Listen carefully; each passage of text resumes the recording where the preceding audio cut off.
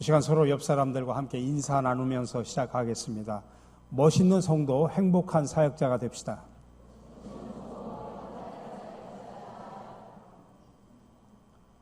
아, 2020년이 들어오면서 우리가 새로운 비전을 가지고 2030년 100주년을 바라보면서 신갈 비전 2030에 대해서 이야기를 드립니다. 특별히 신갈 비전 2030을 이루기 위해서 구체적으로 5대 사역 운동을 우리가 전개하고 있는데, 지난 주일날 2가지 운동, 예수 닮기 운동과 신앙 계승 운동에 대해서 말씀을 드렸습니다. 오늘은 나머지 3개 운동, 생명 살림 운동과 사랑 나눔 운동, 하나님 나라 운동에 대해서 말씀을 드리려고 합니다. 그동안 생명 살림 운동과 사랑 나눔 운동은 우리 교회가 2가지 운동을 가지고 오랫동안 실천해 왔기 때문에 많은 분들이 잘 아십니다. 그렇지만 또 교회 나온 지 얼마 안 되신 분들도 계셔서 우리 모두가 함께 비전을 공유하면서 함께 나가기 위해서 설명을 드립니다.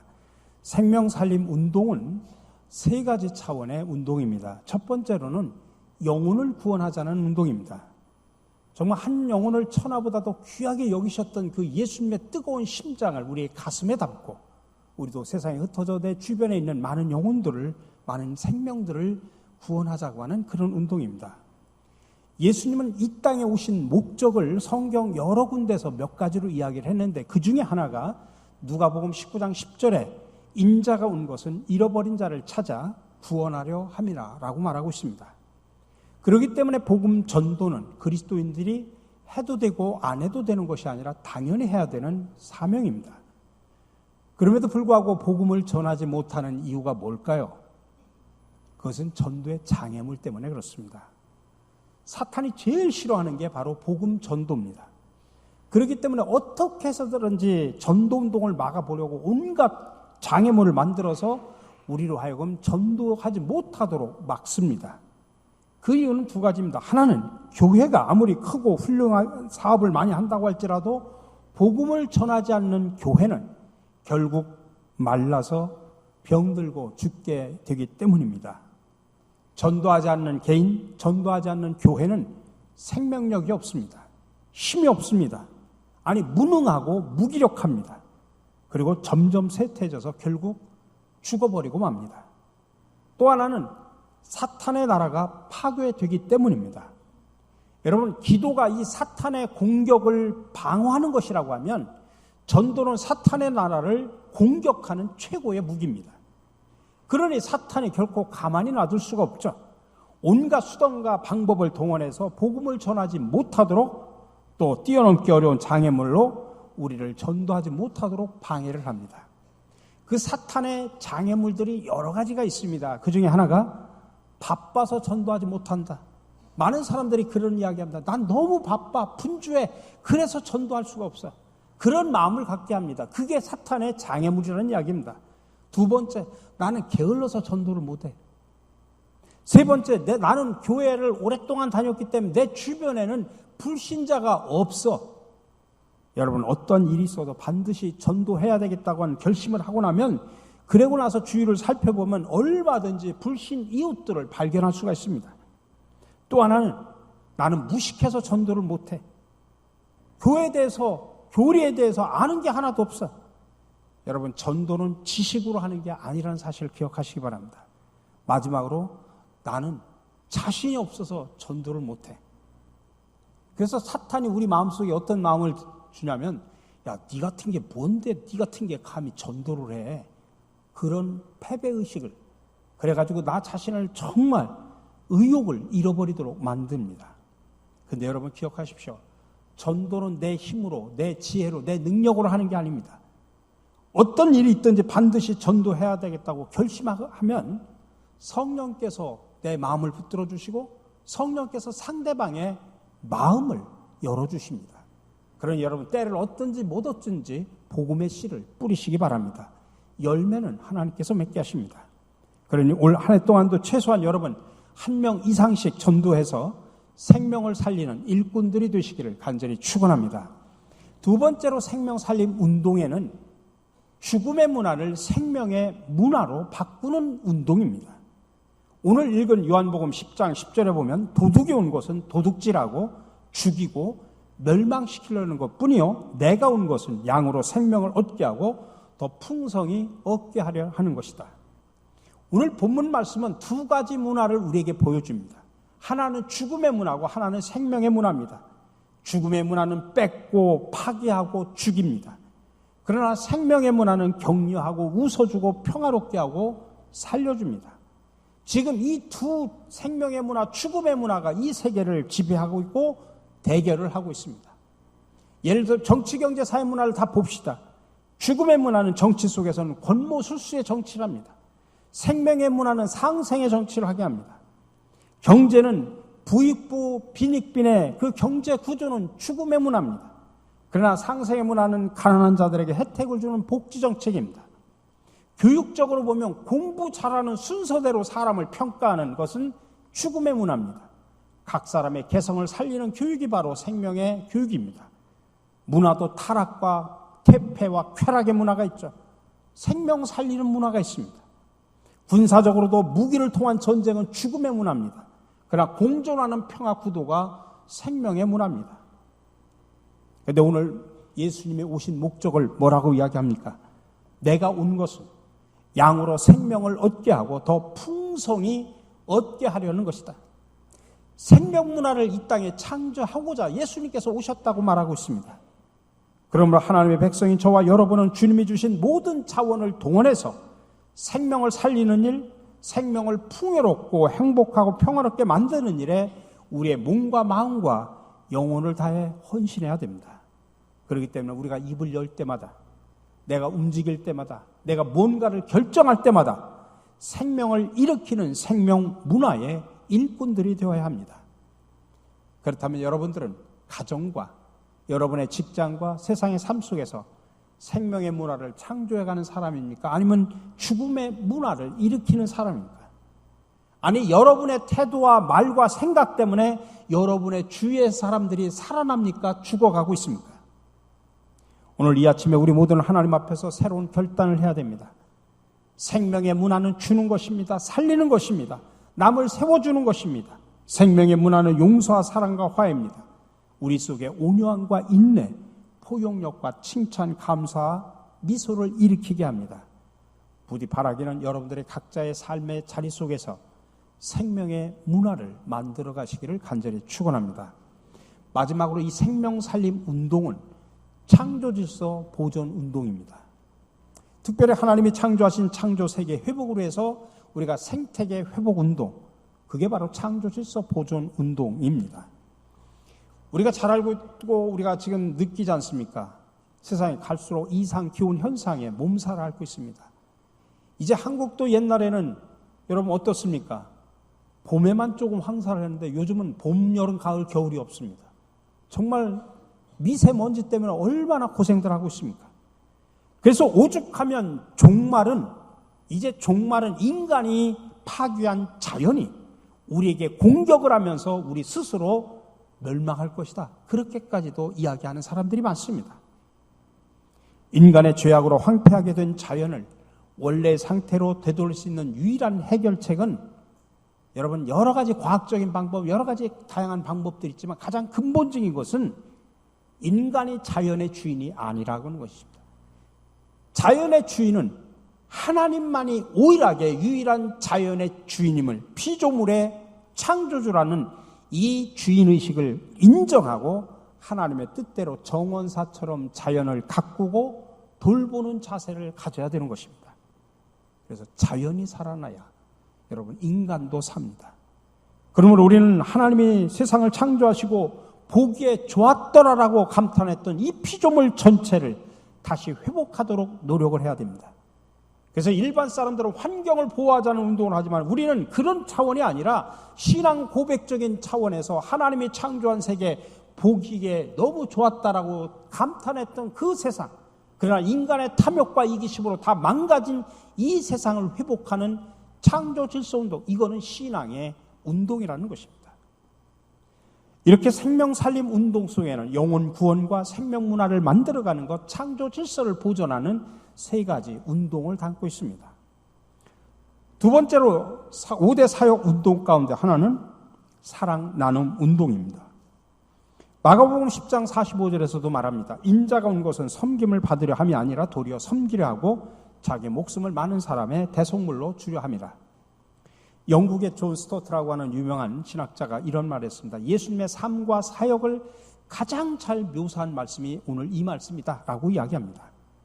하나님의 아들이 사람들을 섬기려고 세상에 오셨다는 이야기입니다.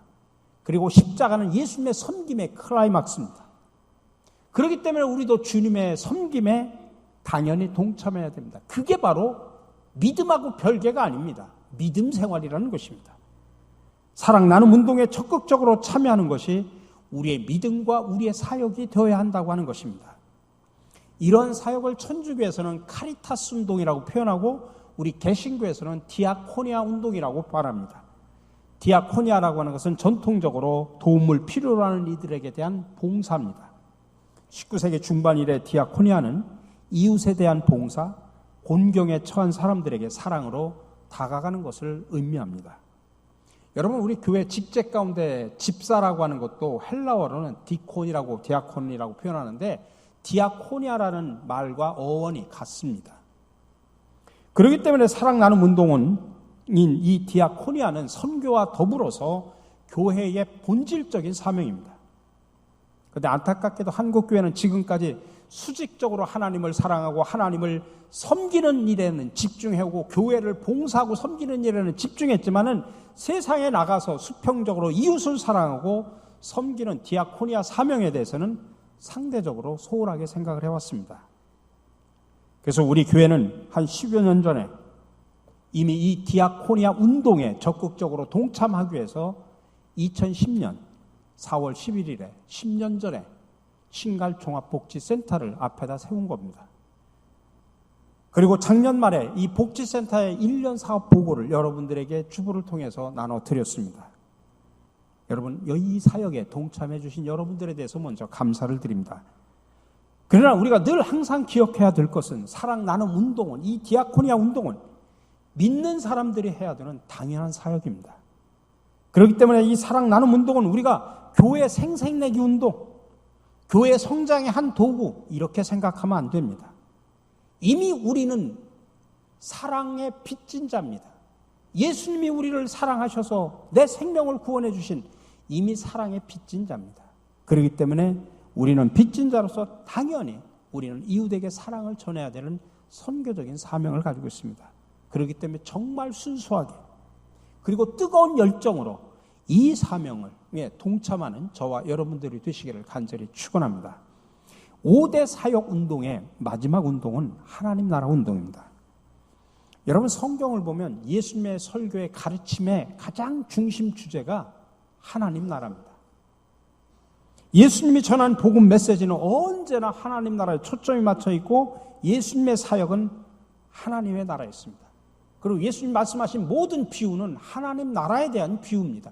천국은 마치 이와 같으니 하면서 비유가 다 하나님 나라에 대한 비유죠.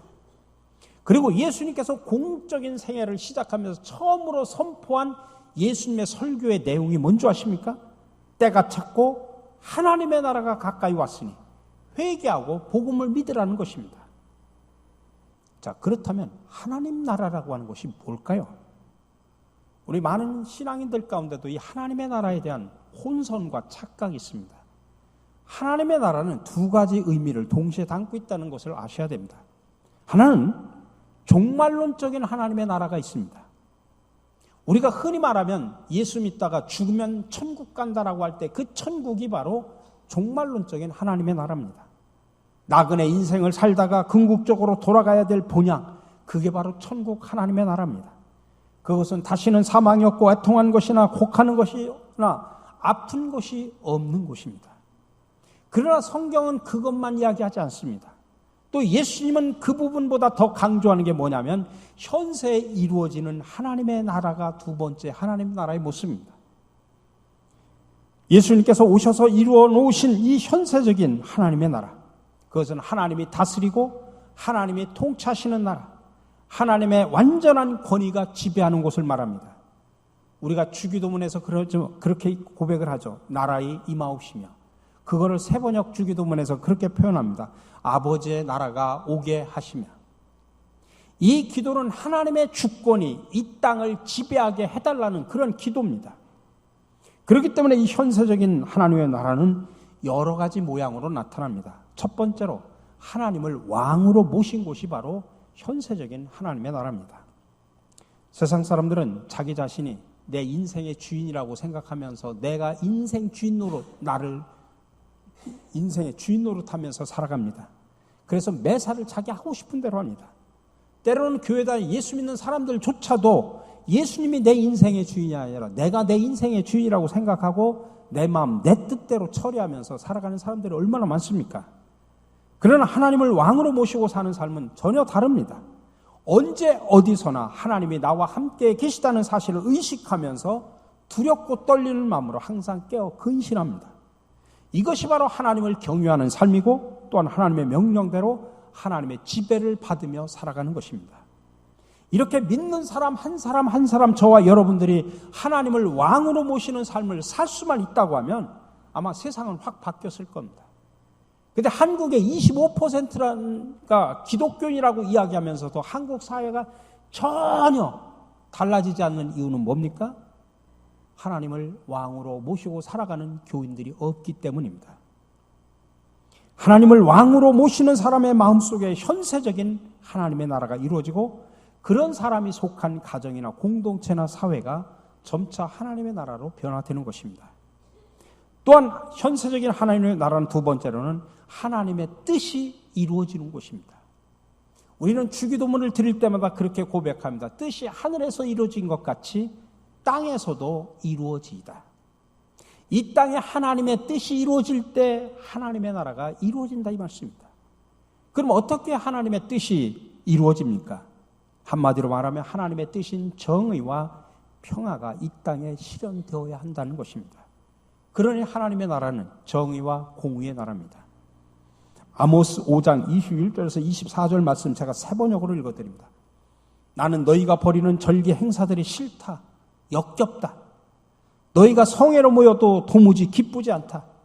너희가 나에게 번제물이나 곡식제물을 바친다 해도 내가 그 제물을 받지 않겠다. 너희가 화목제로 바치는 살찐 짐승도 거들떠보지 않겠다. 시끄러운 너의 노랫소리를 나의 앞에서 집어치워라. 너의 검은고 소리도 나는 듣지 않겠다. 너희는 다만 공의가 물처럼 흐르게 하고 정의가 마르지 않는 강처럼 흐르게 하여라. 당시 하나님을 섬긴다고 하는 이스라엘 백성들, 그래서 성전에 와서는 거룩하게 예배드리고 경건하게 좀 여러 가지 희생 제물을 가지고 와서 드리지만은 하나님은 그러나 세상 속에서는 공의롭지 못하고 정의롭지 못하고 하나님의 뜻대로 살지 못하는 그들의 모습, 그런 세상에서는 그렇게 엉망진창으로 살다가 교회 와서 경건하게 드리는 예배, 기쁨으로 드리는, 내 딴에는 기쁨으로 드리는 찬송이라고 부르는 찬송, 드리는 예물, 하나님은 역겹다는 이야기입니다. 듣기 싫다는 이야기입니다. 받고 싶지 않다는 이야기입니다. 이게 지금 이스라엘 백성들을 향한 말씀이지만은 이스라엘 백성들만을 향한 말씀입니까? 오늘을 살아가고 있는 저와 여러분들을 향한 말씀입니다. 이 자리에 여러분들 앉아서 경건한 채 거룩한 채 우리가 예배드리고 찬양드리고 예물 드리지만 여러분 한 발짝만 나가면 세상에서 어떻게 살아갑니까? 세상적인 가치관대로 살아가고 있지 않습니까? 정의와 공의는 다 무너진 채 살아가고 있지 않습니까? 평화의 삶을 이루지 못하고 살아가지 않습니다. 그런 사람들이 모여가지고 한 시간 드리는 그 예배, 하나님은 역겹다는 이야기입니다. 보기 싫다는 이야기입니다. 위선적이라고 이야기하는 겁니다. 이스라엘 백성들의 이야기가 아니라 나를 향한 이야기로 이 시간 들으셔야 됩니다. 여러분, 구약에 나타난 공의와 정의라고 하는 것은 하나님의 성품과 관련이 되어 있습니다. 우리 인간 사회를 바라보는 하나님의 기준과 관점이 반영되어 있습니다. 공의라고 하는 것은 쉽게 말하면 하나님이 세우신 기준입니다. 정의는 구체적으로 사회 약자들에 대한 돌봄과 보호입니다. 그런데 구약에서는 이 두 단어가 서로 섞여가지고서 인간의 내면적인 것을 이야기하는 것이 아니라 사회적인 차원의 의를 이야기하는 겁니다. 특히나 고아나 과부 그리고 나그네로 대표되는 사회적인 약자들을 보호하고 돌보는 차원의 행동을 말합니다. 특별히 구약에서 하나님은 우리가 흔히 편파적인 하나님이라고 표현합니다. 그 말은 무엇이냐면 사회적 약자를 위해서 보호해주고 대변자 역할을 하시는 하나님으로 묘사되고 있습니다. 그래서 구약시대는 이 사회가 건강한가 그렇지 않은가의 평가 기준이 뭐냐면 사회적인 약자들을 어떻게 처리하고 어떻게 대우하느냐에 따라서 그 사회의 건강성을 측정을 따진다는 사실을 아셔야 됩니다. 두 번째로 하나님의 나라는 평화의 나라라는 것입니다.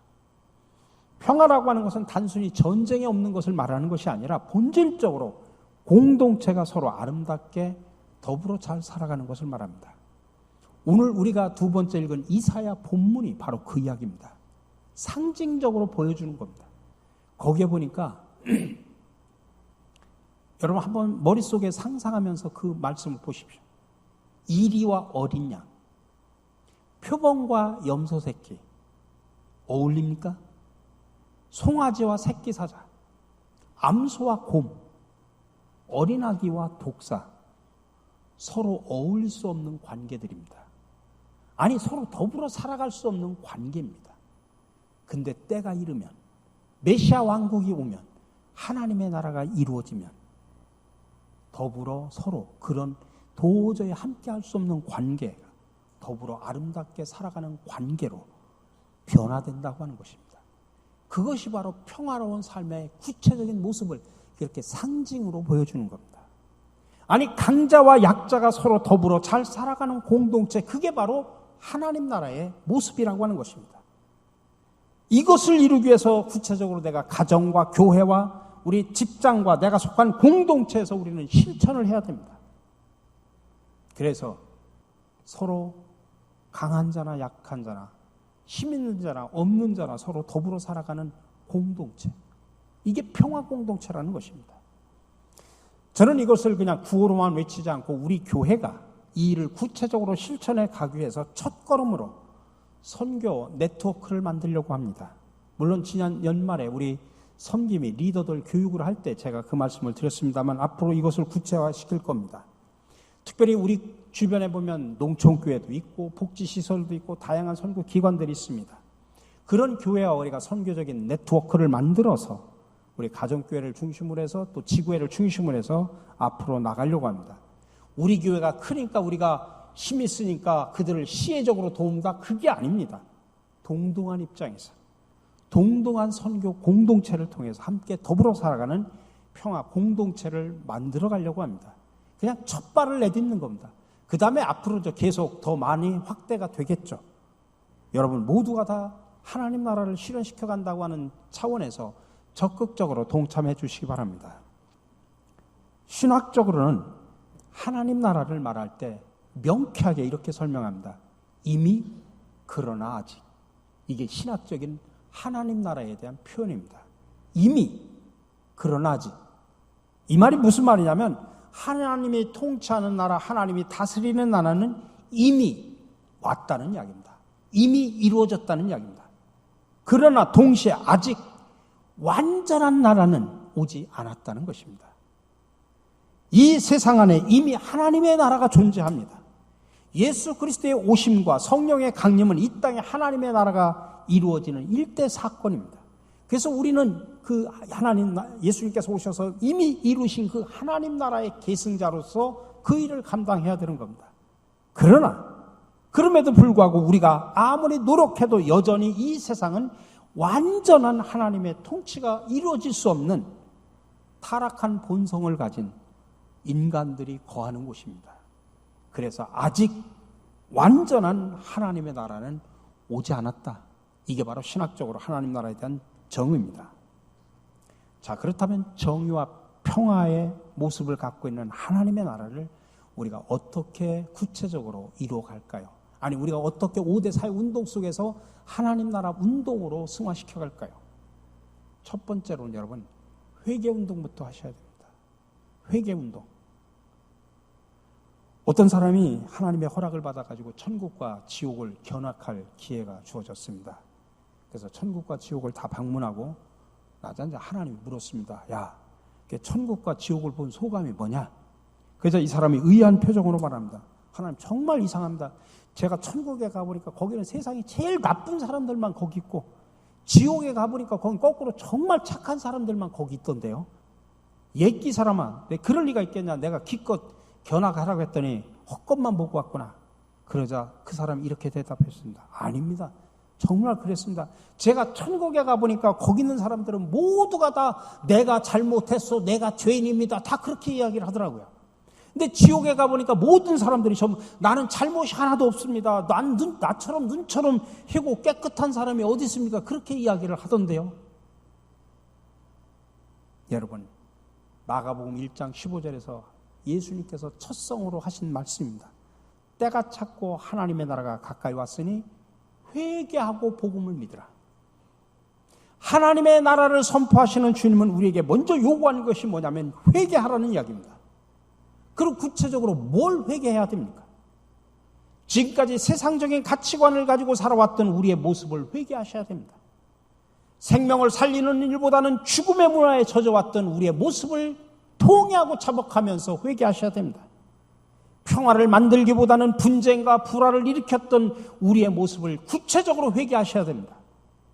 사랑의 공동체를 만들기보다는 미움과 시기로 살아왔던 우리의 모습을 회개하셔야 됩니다. 이런 세상적인 가치관과 우리의 잘못된 삶의 모습들을 회개하지 않고는 하나님의 나라를 이 세상에 만들어갈 수 없기 때문입니다. 두 번째 하나님 나라 운동은 성령의 능력으로 이루어진다는 사실을 아셔야 됩니다. 누가복음과 사도행전의 저자는 누가입니다. 이 두 성경에서 성령은 능력과 결부가 되어 있습니다. 두나미스랑. 누가복음에 보면 예수님은 성령의 능력으로 잉태됐고 공적인 사역을 하기 전에 물세례를 받을 때 성령이 그 위에 임했고 그 결과 광야에서 시험 후에 성령의 능력을 가지고 갈릴리로 돌아가서 메시아로서의 공적인 사역을 시작했다라고 표현하고 있습니다. 이처럼 성령은 누가복음에서 하나님의 일을 맡은 사명자들에게 능력과 권능을 주시는 하나님으로 나타나고 있습니다. 그래서 사도행전을 성령의 행전이라 이렇게 말하기도 합니다. 이처럼 하나님의 나라 운동은 여러분 내 힘으로 내 능력으로 내 지혜로 하는 게 아닙니다. 인간의 힘으로 할 수 없습니다. 성령의 능력을 힘입어야만 그 일을 감당할 수 있다고 하는 사실을 기억하셔서 성령의 능력을 통해서 여러분 하나님의 나라를 이루어 가시기 바랍니다.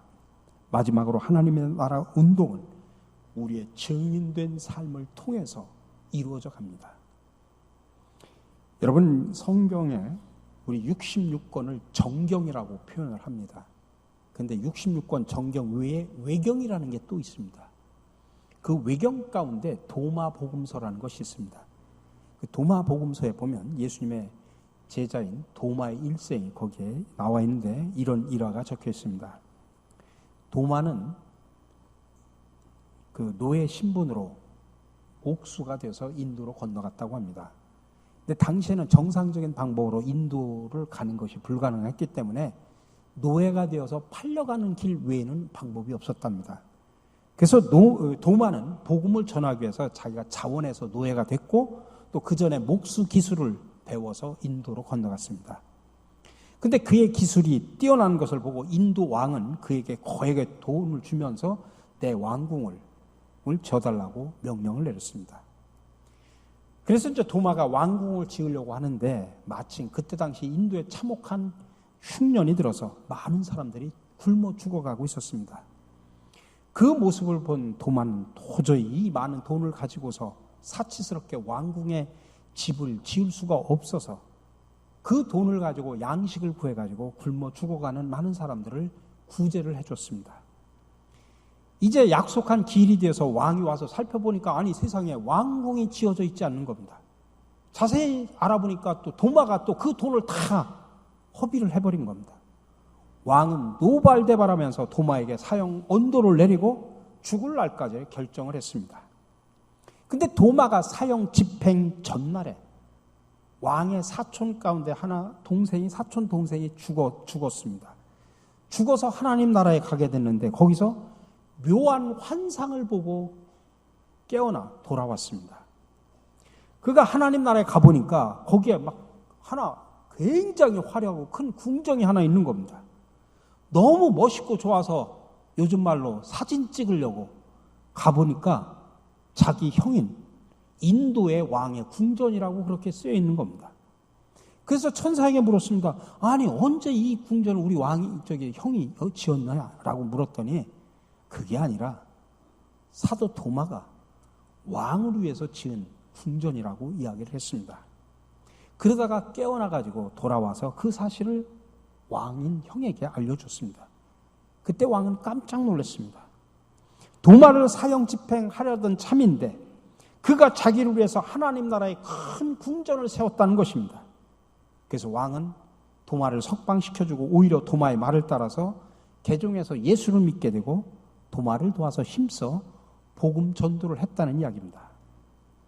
이렇게 도마의 증인된 삶을 통해서 지금까지 현세만 바라봤던 현실적인 가치관을 가지고 살았던 왕의 눈이 열려서 하나님의 나라를 보게 되고 하나님 나라의 보화를 봤을 때 그의 생명이 변화되고 풍부해지고 아름다워지고 거룩해졌던 것입니다. 그래서 그 왕을 통해서 도마의 증인된 삶에 영향을 받아서 왕도 이 세상에서 하나님의 나라를 이루어가는 데 힘썼다는 이야기입니다. 여러분, 카톨릭 신학자 가운데 한스 퀸이라고 하는 신학자가 있습니다. 이분이 유명한 이야기를 했습니다. 목사가 교회를 향해 파송된 성직자라면 평신도는 세상을 향해 파송받은 성직자다. 우리가 흔히 성직자면 목사만 성직자라고 생각하는 아닙니다. 루터는 모두가 다 성직자라고 이미 얘기했습니다. 근데 똑같은 성직자인데 성직자로서 사역하는 현장이 다를 뿐입니다. 저는 교회로 파송을 받아서 여러분들을 예배 인도하고 여러분들을 말씀으로 양육하고 세워서 세상으로 나가서 하나님 나라의 일꾼이 되게 하는 역할이 접니다.